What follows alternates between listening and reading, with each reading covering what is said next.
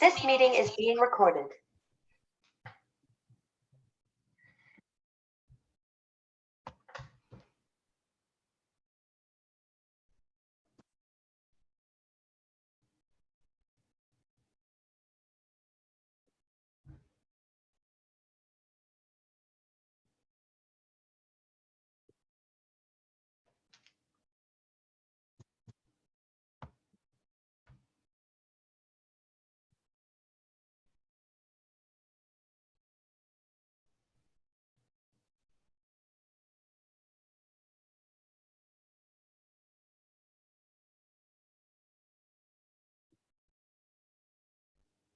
All right, well, welcome everyone to our next live conversation with the Regional Foxtrotting Horse Foundation.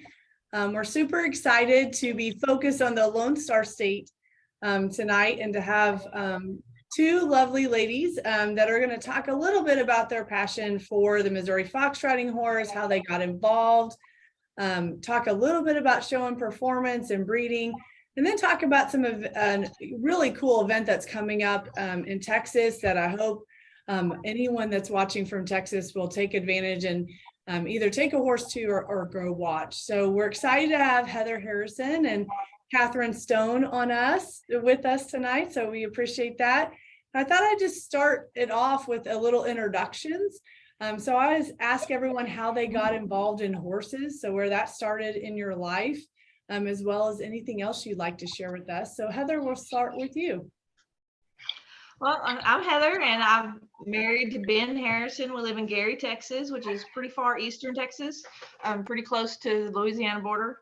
And I should probably apologize in advance for whatever your closed captioning subtitles does with my twang. I'm sorry, but this is just how I sound. Then back to your question, how did I get into horses? That really, I think they've been in my life, my whole life. My dad has always had them, and we trail rode and that kind of thing. We didn't do anything competitive, but we always had horses, and we might have done play day type things and that type of thing, but nothing really competitive until I got a little bit older, maybe the young teenage years. All right, Katherine, how about you? Thanks. I'm Katherine Kirkpatrick Stone, married for 14 years to a wonderful husband, James Stone, who also loves foxtrotters. We live in North Texas, and so that's a little bit about me. I love rural communities, and I work for Ag Resource Management. We're a lender to farmers with operating lines, crop insurance, and equipment leasing and real estate loans. So very much in the farm space, but that's pretty new for me. Most of my life, I have had one foot in the urban communities and one in rural communities. And I have worked hard so that we could spend our time with horses in the country. And I got started with horses with my mother. I had a wonderful childhood. I started riding when I was 5. My father was career Army, and my parents bought me a Pony of America when he was stationed in Las Vegas, Nevada in the 70s. And so Elvis was there. Whole bunch of the Debbie Reynolds, a bunch of the old Vegas stars were there. And I was about 6 years old. But the coolest thing about that is we kept our horses across the street from Wayne, Sierra Vista Stables. And every time we would drive to ride our horses, he had peacocks running in the yards and he had Arabians. But bottom line was I had endless desert to ride in, no fences, and Mustangs on the mesas. And when you're 6 years old and you've got that going on, I mean, it was the Black Stallion books come to life. And those were the only books I read as a kid, and I just felt like life was a dream. And then when we came back to Texas, we brought the horses with us, and that's been my life since then. So for both of you, when did foxtrotters come into the picture? I think I was tricked.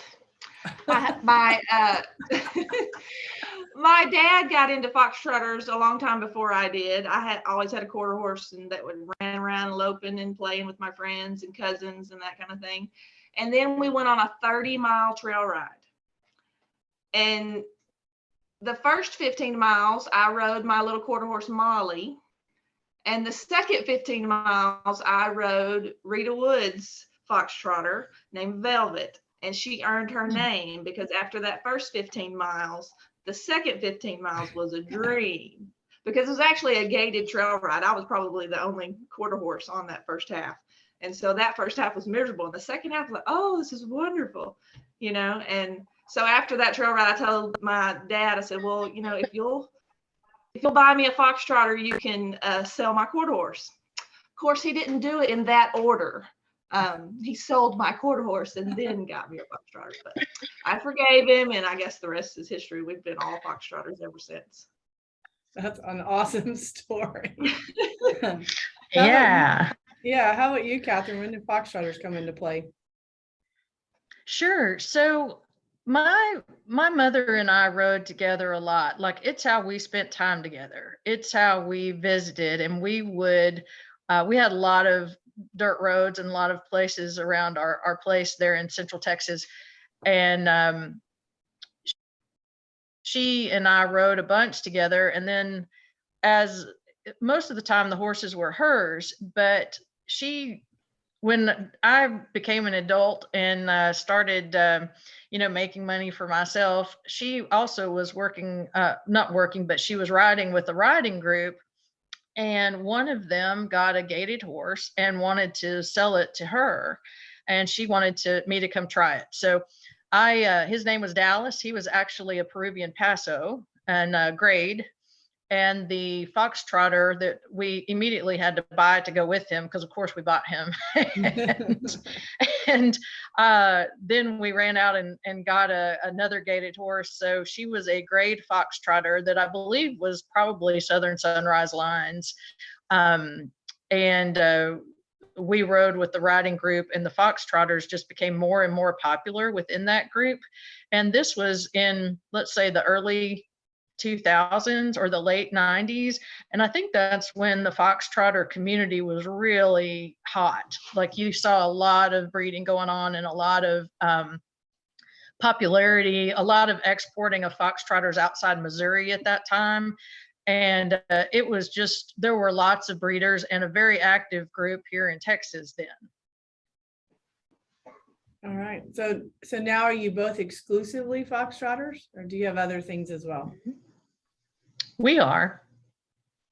Strictly foxtrotters as far as horses go. I didn't say what else I was trained service dogs now. I did work with therapeutic riding, and now I've gone more into the service dog industry type deal. But as far as horses go, we're strictly foxtrotters. Okay. Mm-hmm. So Heather, I'll kind of start with you because I met you through showing. And I do have to mention this because K-State plays tonight. So we do have another. I was wondering if you were going to mention that we're I know. alone. I mean, really, when you run in, you're at a Missouri Foxtrotter show and you run into another K-Stater, you just automatically become like lifelong friends. So, so anyway, another topic for everyone. But that's how we look at us a lot, that we could be sisters anyways. Like, yeah. I used to be a brunette, but things happen. Me too, girl. Yeah, I think we can all relate to that.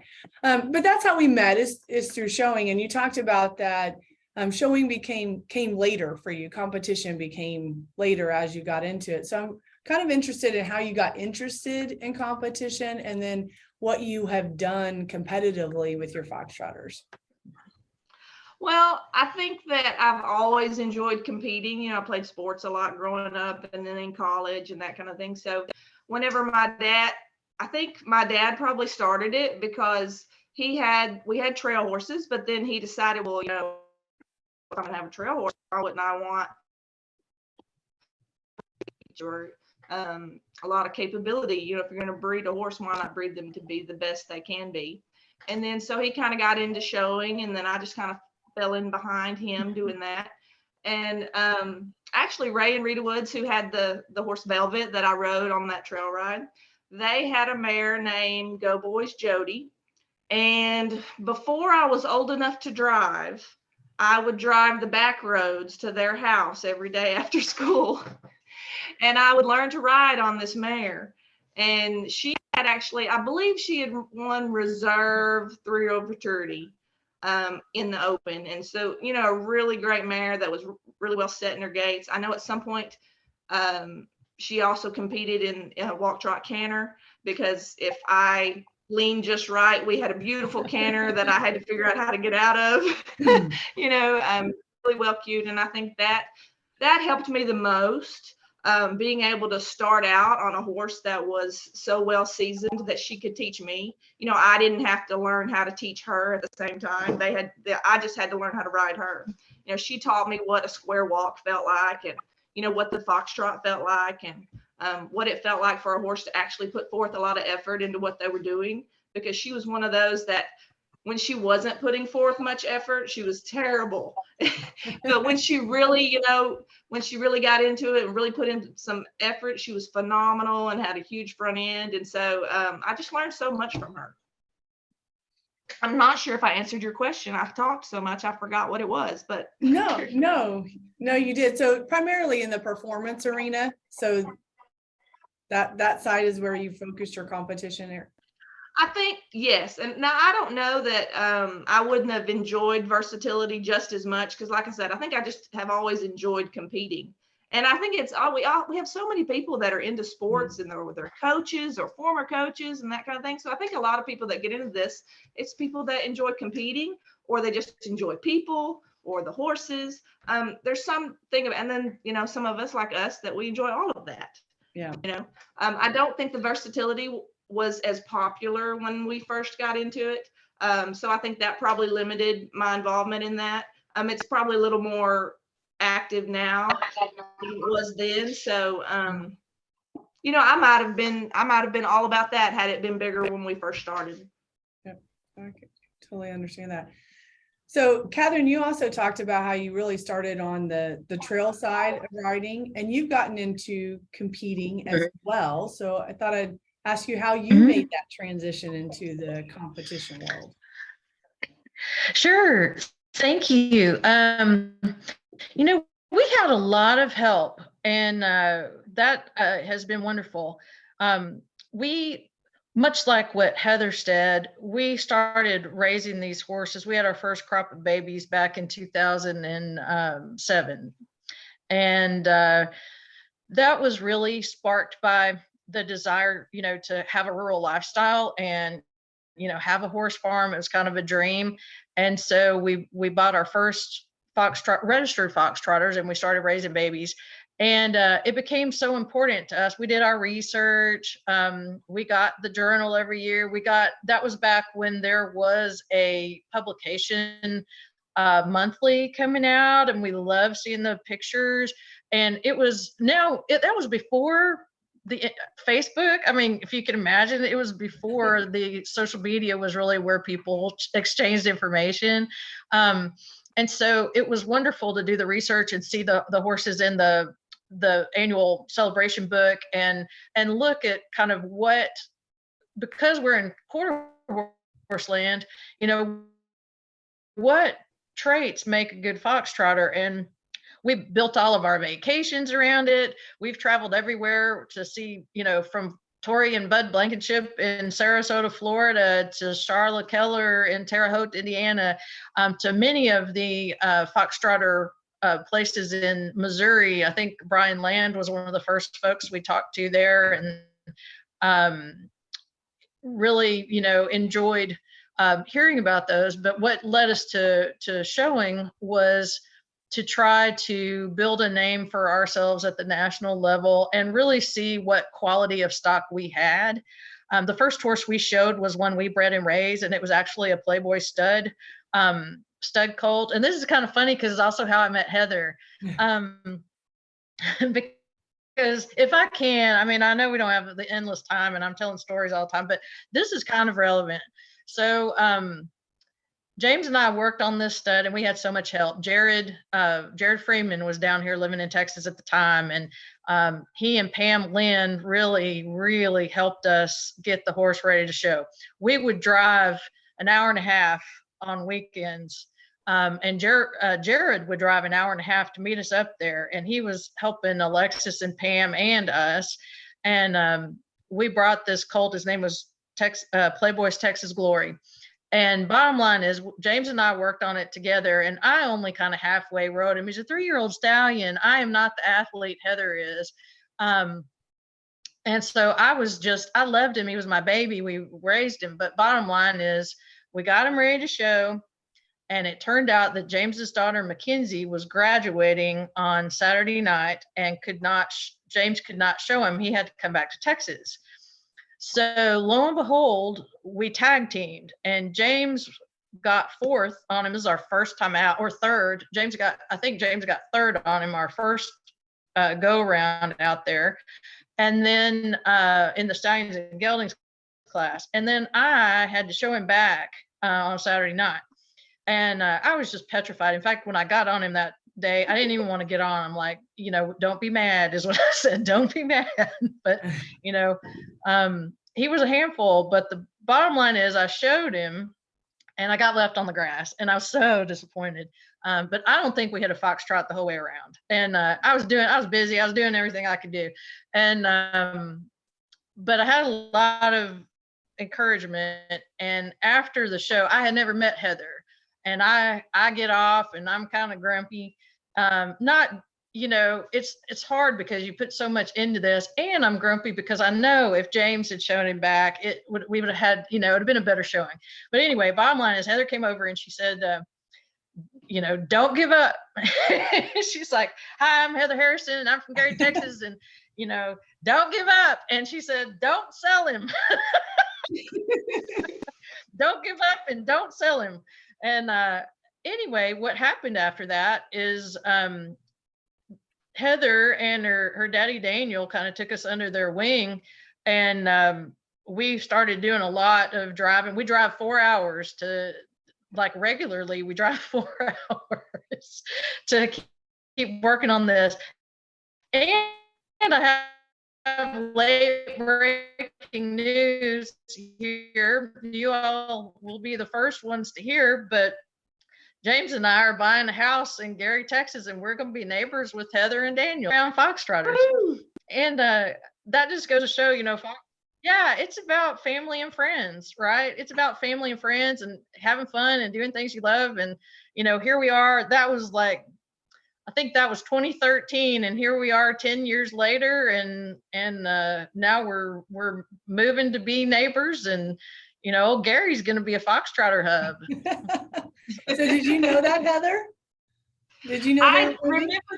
I remember the story, and I remember the horse. He was so talented, and she actually rode him really well. But you can imagine how hard it is when you're competing in the performance arena against other people, how hard it is to hold a horse perfectly together without any mess ups for 20 minutes on a horse that you have ridden for 6 months. That's hard to do, right? And so kudos to you for even having the guts to get in there. I feel like it took some liquid courage, I'll tell you that. Yeah, I feel like I'm going to fall off if I ride a different saddle, much less a different horse. So that I thought it was super brave. The horse was super talented. And I just remember, I know she's disappointed in her placing, but when I was watching the class, I thought he was the best horse in the class. I didn't think he won it, but I thought he was the best horse in the class. But I didn't know that you hadn't even practiced riding him. So not a lot, no. Thanks.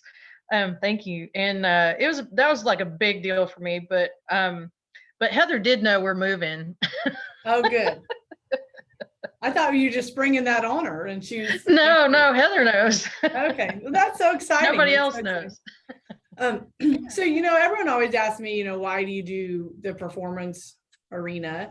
And what Heather said is really where I think it's challenging. It's like, how do you hold your horse together perfect for the length of the class? And some people make it look super easy, and I think spectators look at it and they're like, that's super easy, but it is more challenging than it appears. It is so hard. It is so hard. Yeah.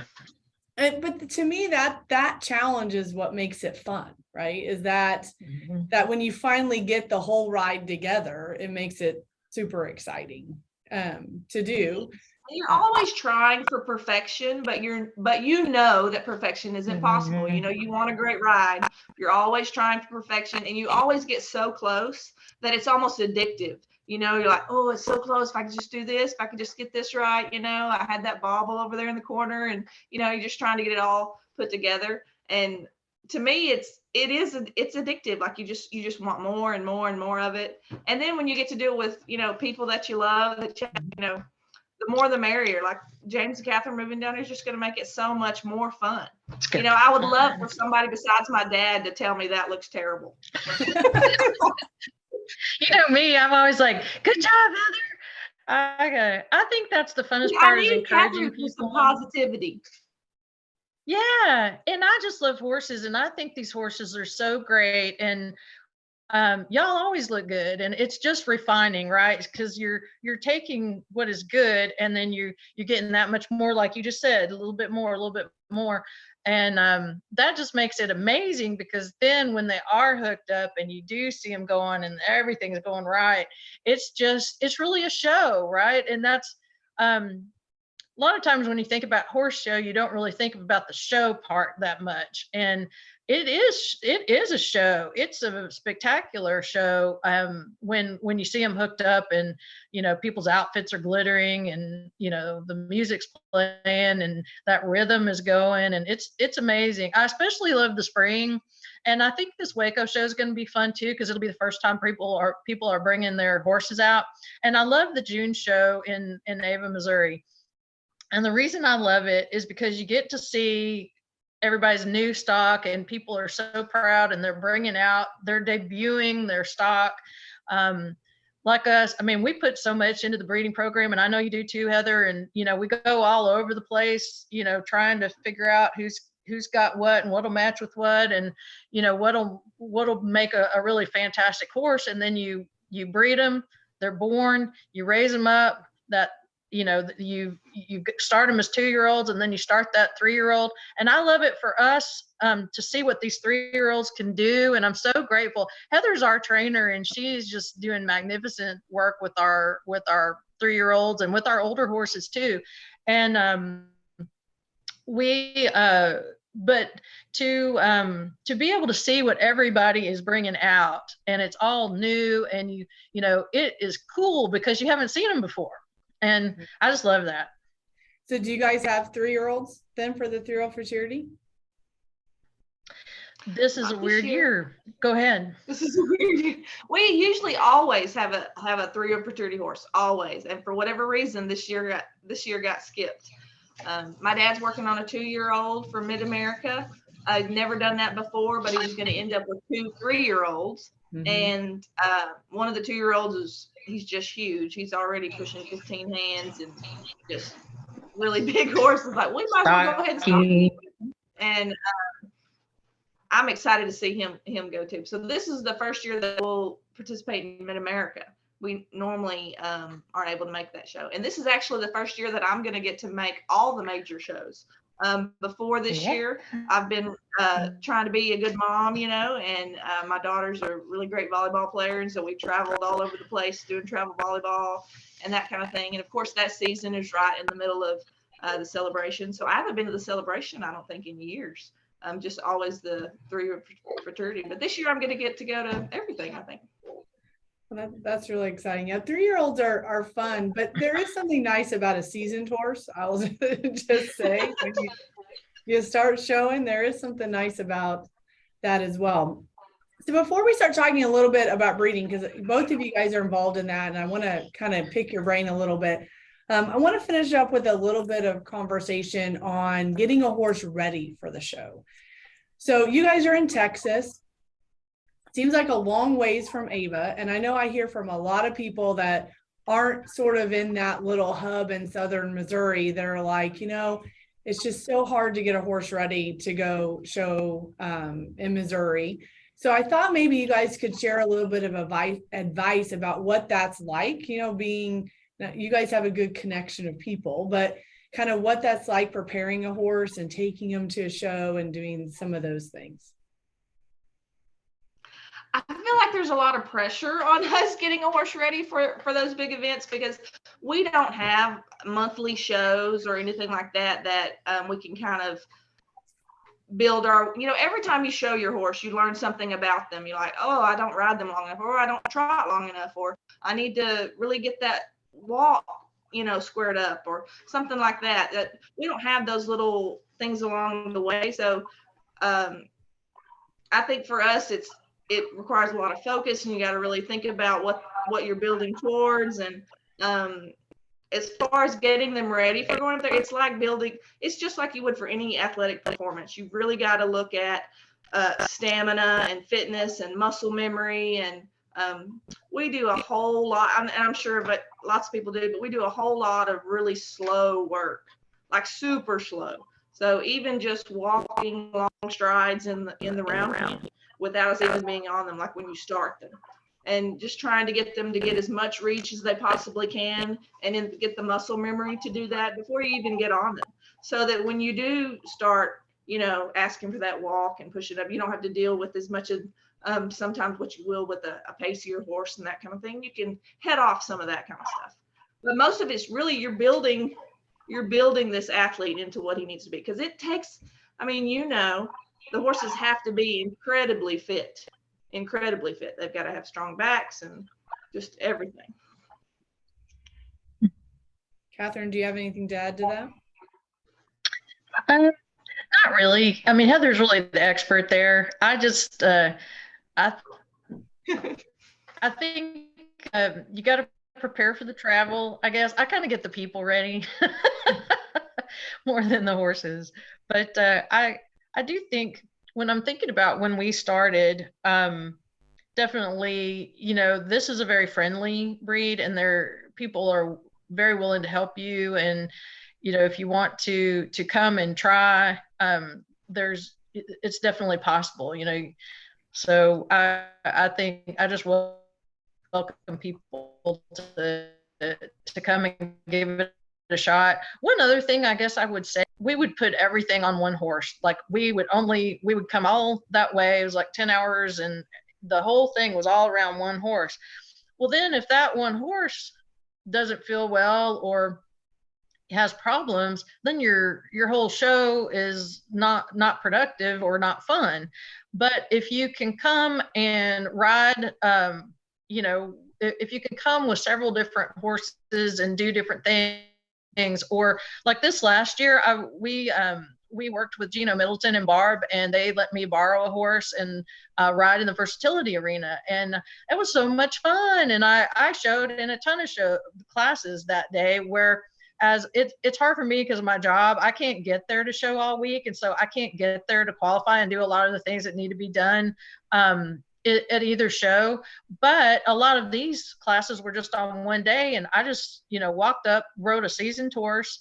He's excellent, and they just that way we had that year our 3-year-old didn't make, but we still had fun because I rode that horse, and James rode one of Heather's horses, and we also had our own other 3-year-old futurity entry that rode. And so there we were having a great time, and if we had just brought that one futurity horse, we would have been sad. Well, I think those stories are great because you can find people to let you borrow horses, or let you get introduced to new things. And I think people always look at it as a competition, and obviously everyone's competing with each other, but we're also friends, Yeah. I always say, and you guys would have competed in this, but the out-of-state class is one of my favorite classes because of the lineup. So when everyone's in the lineup, everyone's just so excited that everyone's in the lineup, and cheering for each other. And it is. I love that class. Mm-hmm. It's a it's a tough class. It is. Yes. It really is. It's the people that have been doing it a long time, and but it's just a lot of fun. Yeah. It is fun. All right, so let's switch topics and talk a little bit about breeding, because I know both of you do that a little bit, and a lot of people have questions about that. What do you look for? How you go about that, and And Heather, I think you guys just breed really for your own stuff. Catherine, you guys are kind of getting into a much bigger picture with some of your stallions. So just kind of talk me through the process of your breeding a mare, kind of what you're looking for, how you go about selecting a stallion for your mare. Heather, I'm going to defer to you there. Yeah. Well, for us, we're super lucky that James and Katherine are in Texas, and so we don't have to travel all the way to Missouri to get a quality stallion. We have a good stud, and then they have Captain America and the Deal Maker, and you just don't have to go all the way to Missouri to get a well-bred stud to cross with your mare. So now, in the past, that wasn't the case. You did have to travel. There may be other breeders in Texas. I'm sure I'm forgetting someone. But I really think hands down, even though there are some top-notch stallions in Missouri and elsewhere, you don't have to leave the state to get a good stud. And all three of these studs are really different. So you can look at the mare, and if maybe whatever she needs, I feel like the mare does a lot for the colt. But whatever she's lacking, I would pick the stud based on what she's lacking. If she needed to have more front end or square up or that kind of thing, I would choose the stud based on that. Yeah. You would add to that, Catherine? Sure. As a stallion breeder, it has been, well, as a horse, as someone who was on the other side of this, having shipped semen was hugely important for us. So we did go and ride the stallions that we were going to breed to, or if we couldn't ride, we wanted to see them show. We wanted to see them as much as we could and see what they were like and how they went. And then what we realized is that either having a stallion owner that would ship semen was really important, or if we were driving to Missouri to get a breeding done, or if someone if they were driving here to us to get a breeding done, a very, very smart way of doing it is to time the mare up for ovulation with your vet. And then you can time it up. You have a good idea of when your mare is going to ovulate. You come in to the breeding farm, you breed your mare. In our cases, we would stay overnight and breed her again the next day and then come home. And we never missed doing that. That was a very efficient way of doing it. It led to healthy pregnancies on our side, and we didn't have to leave mares at places for months at a time. We've had some bad luck with that, where the mares weren't cared for the same way we would care for them. And so sometimes that can be surprising. And so it just eliminates all of that, and it eliminates your fees for mare care. So I'm a big fan of either AI or timing the mare up. And it's just really great. And then you know exactly when she's bred. You check her 14 days later, and you're on your way.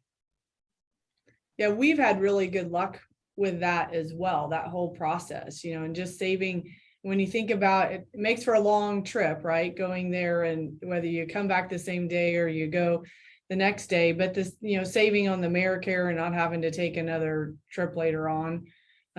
Yeah, I can completely understand that. So you guys both mentioned that you have stallions. So, I definitely have to ask about them so everyone can learn a little bit about them. So Heather, we'll start with you. Tell us who your stallion is and a little bit about him. Well, his name is Razor Sharp, and we didn't breed him. He actually belonged to James and Katherine. In fact, she may actually still own him. I probably need to get on my paperwork. But what I like most about him is his size. Anybody that knows me knows that I'm very tall, and so I prefer a larger, more big-boned horse. And so I'm really excited about having him available to breed to our mares and get some size. I think that the Foxtrotter breed as a whole is kind of moved towards the smaller side, which for some people that's great. That's exactly what they're looking for. But then on the other hand, there's some of us that really want a bigger horse. And it's good to have that option. And I think he's going to be one that really gives you a good option in that respect. We've got a filly that was born recently, and she's just ginormous, and I'm in love with her already. And I like to ride the ones where my stirrups don't hang the ground, and So I have to ask, does he go back to the Razor Man then? Yeah. he does. Okay. He is the Razor Man, baby. He's not the last one, but he's close to the last one. And that horse is just so special. I never got to ride him or show him because he was a stud when he was in his prime. I never got to show him because I was a youth, but I did get to learn a lot about riding from him. And he had the truest foxtrot you've ever ridden in your life, and just a really great stud. We still miss him. I can imagine he would be a hard one to not miss. So that's great that you have some legacy that you're carrying on there with him. Yeah. So your current stud fairly young. You mentioned you have a filly out of him. Is that the first foal out of him? His first baby. Mm-hmm. All right. Well, very good. And Katherine, I know you guys have two, and I actually think I saw you post online that you want to have a stallion station, which sounds really fancy. Yeah. Yes. Tell me a little bit about your studs and then what a stallion station is. Sure.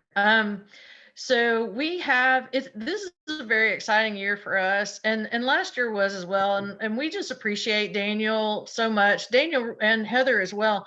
Daniel helped us with the deal maker a great deal, and we won some first and seconds on him, and did well in Ava and at the Breeders' Cup. And I just really have to shout out to Daniel how much we appreciate him. And Daniel just thought a lot of him. He is out of Grand Central and Playboy's Heart of Gold, so he's got both World Grand Champions as parents. And what I love about him is his personality. He is such a doll. And you see, on my Facebook page, I've done a lot of silly selfies with him, and he's just so easy to get along with. He's a love, and I enjoy riding him. Even now that we're not showing, he's kind of an easy horse to just saddle up and piddle around on if you just want to get some zen time and just kind of move in rhythm and think about all that's wonderful with the world. And that's what I like to do with my horses. And he's just a lovely horse, and he's a beautiful horse, just like his parents are. So I'm so pleased that he's ours. I just am thankful all the time. We do have babies out of him, and they have all been just lovely and very talented. I'm super excited about a colt we have. He doesn't have many. We've had two, and we've bred a lot more this year to him, and we are able to stand him to outside mares this fall.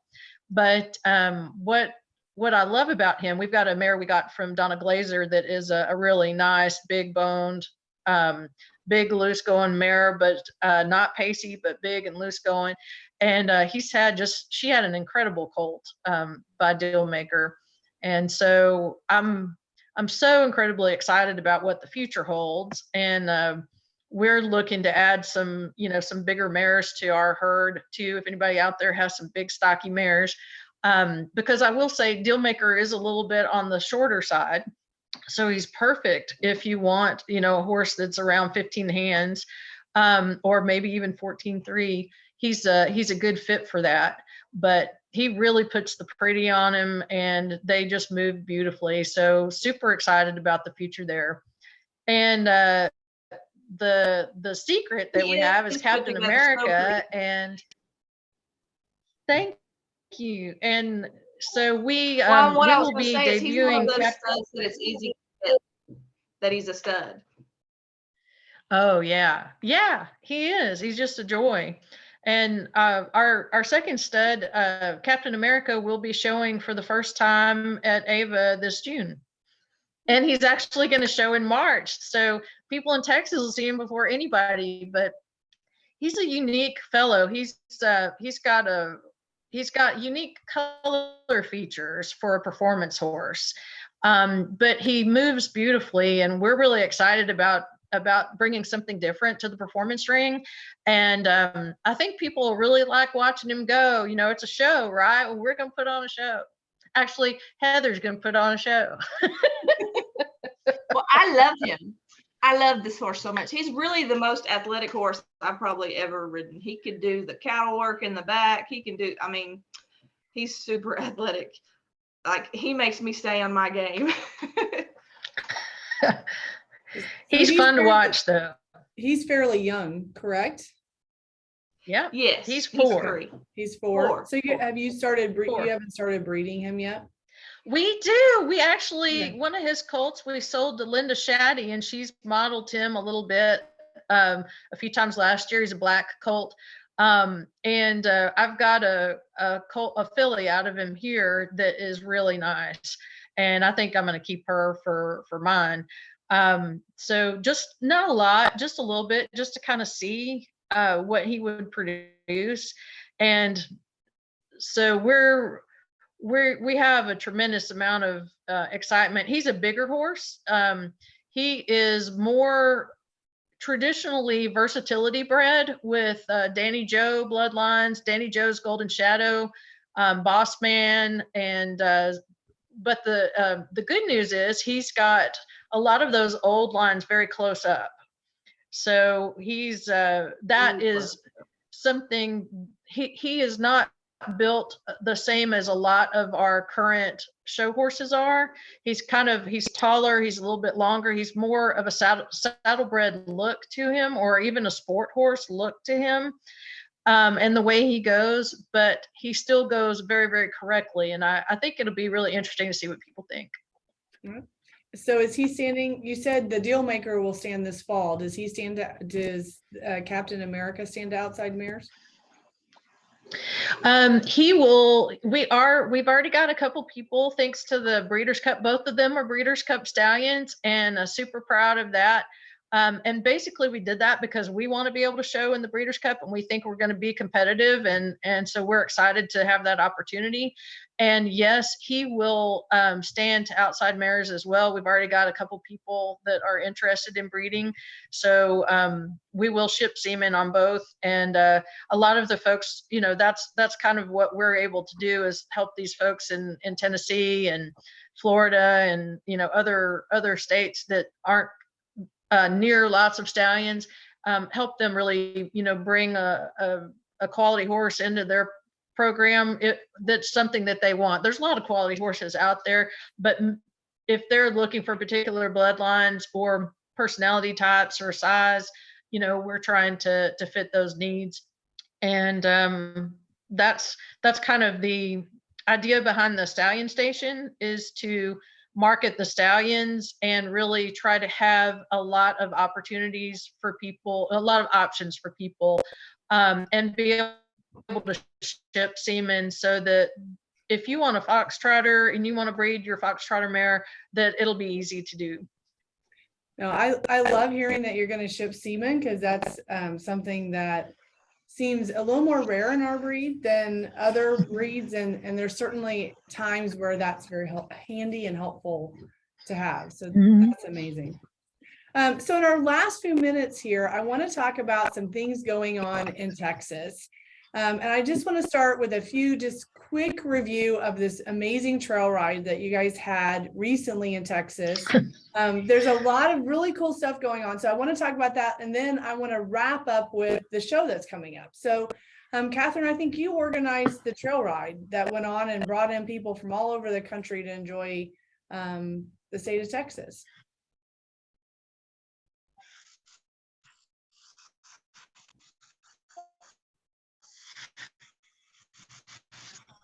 Katherine, you want to talk a little bit about? We had and we. Okay.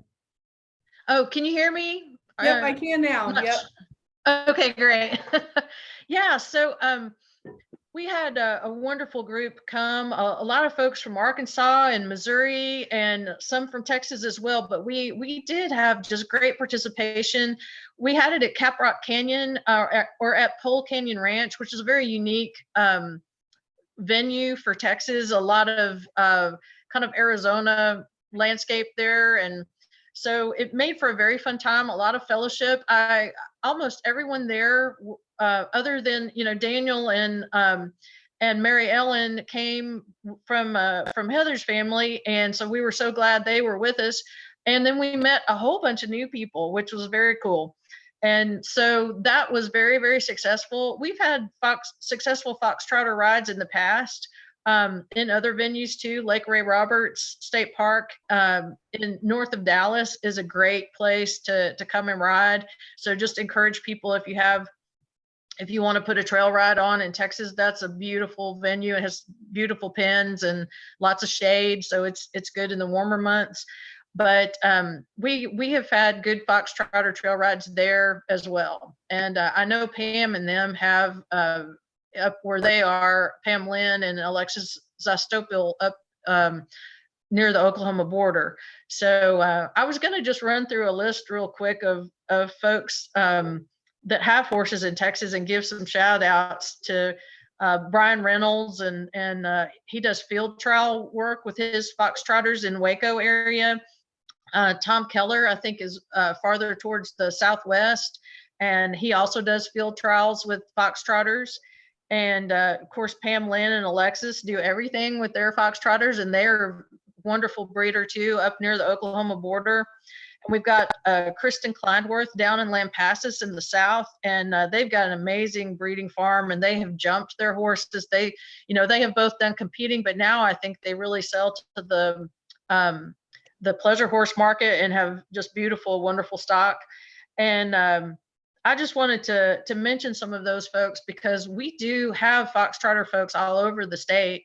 And no matter where you are, if you're in Texas, there's probably somebody nearby. Yeah. No, I appreciate you mentioning that.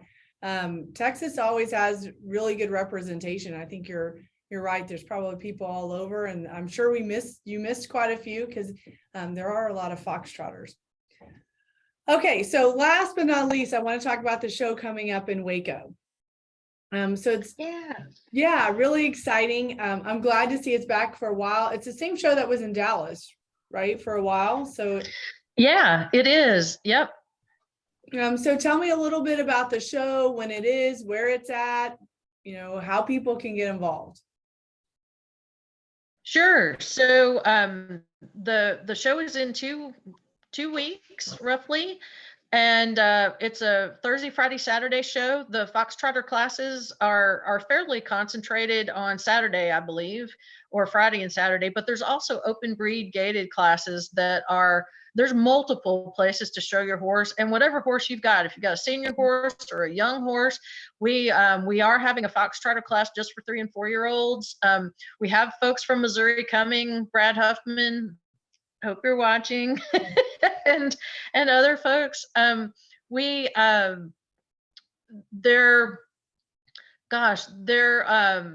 It's just a wonderful opportunity. It's a pretty venue with great hookups right next to the barns, so you're never far from your horse, and the trailer hookups make Waco very convenient to show in. It's a pretty arena. Waco has so much to offer to just look around apart from the show, and restaurants, and it's just going to be a lot of fun. But we do have multiple Foxtrotter classes as well as the open gated breed classes. There are going to be Friesians there too, and some Friesian classes, Pasofino classes, Gypsy Vonner classes. I mean, so there will be a lot of breeds on parade, and really excited. Heather's going to be riding some of our horses and representing the Foxtrotters for us, but I know there are several other people that are coming to show as well. So it ought to be great, and ought to be a really good time. Ought to be a lot of fun. What is the actual name of the show? So if someone's going, because I know they have a Facebook page, so if someone's going to look for it, what do they need to search? Charity Horse Shows of Texas and the Waco Charity Horse Show. Okay.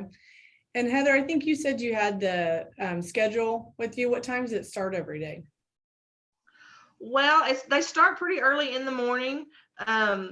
Let's see, the first day will be Thursday, and I believe it starts at 8 a.m. And then, Okay. of course, they have a lunch break, and then they go on into the evening. So it's a full day. You're going to see horses all day long. The Rocky Mountains and Frisians and Pasafinos, and I think that's exciting to get to see all the different breeds. Yep. I like all horses, so it's Yeah. always fun and it's fun to meet new people and get to see like oh wow, so cool, and all the get to network and with other people that are around your area, and so I'll enjoy that. Yep. So, I think Kim Lewis, who does a lot of walking horse shows in Tennessee and the national walking horse shows, she's bringing horses to compete. There will be, of course, the Rocky Mountains. This is a point show for them, and so there's a lot of competitors here, just ready to bring their horses out, bring them out early, and get everything started for the show season here in Texas in March. okay. Will the two of you be there Thursday, Friday, and Saturday if someone's coming and they want to meet another Foxtrotter person? Will you guys be there? Absolutely. I'm not hard to find at all. Just look over the top of other people, this 6'1" gray-headed girl. Right? She'll be the one in the cape. Yes, because I'm riding Captain America.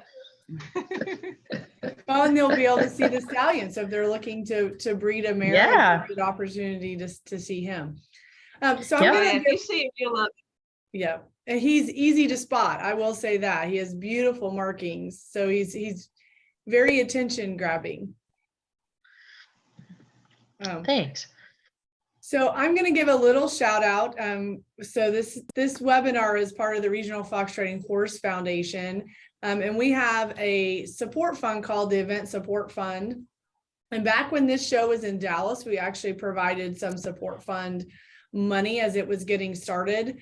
So just kind of wanted to put that. It's great to see it continuing to go. I mean, that's the point of that support fund money, is to help, new or beginning events that are expanding, to help them get going. And so it's exciting to see you guys continue and do that. And we were certainly happy to be able to support that show a couple years ago. So again, kudos to all the volunteers. It takes a lot of work to put on a show. So certainly Definitely. appreciate that. All right. So we just have a couple. See, Heather didn't think we could go an hour. So I just want to point out that we've only gone an hour.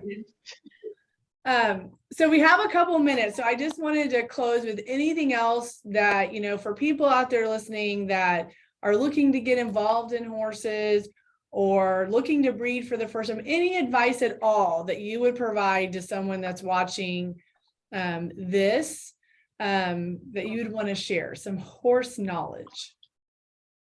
Well, I would say just seek us out. We're not hard to find. We absolutely love sharing our horses with other people, and that's what makes it fun, is the friendships. And we come back to Ava every year, not because we win every time. We come back every year because we enjoy the people and being with our horse friends and that kind of thing. So just seek us out, come see us. We'd love to visit with you. And I love teaching people to ride. I taught people to ride for years, and I'd be happy to teach somebody how to ride. And she's good at it. Heather's a great teacher and a great trainer. And one thing I would say is breed what you like. Breed what you like. And if you're and buy what you like. I think a lot of times people are afraid because the gaited horses are different, and a lot of times people don't have confidence, and they're like, am I doing this right? Am I doing this right? And the most important thing is to have fun and to love your horse, and to just have that bond, and that transcends everything else. And I just encourage people, seek out horses that you love and that are what you're looking for, and you'll you'll nail it every time versus trying to maybe meet some sort of criteria that you think is it's either someone else's or some sort of perfection. Because ultimately, if you like them, everybody else will like them too. That's great. Great advice. So if people want to find you, Twin Star Farms, correct? Mm-hmm. So I think and Stone Stallion Station. Yeah. So I think you guys have a Facebook Coming page. soon. And I assume if they contact you, you could probably connect them with Heather too, if they were looking Well, sure.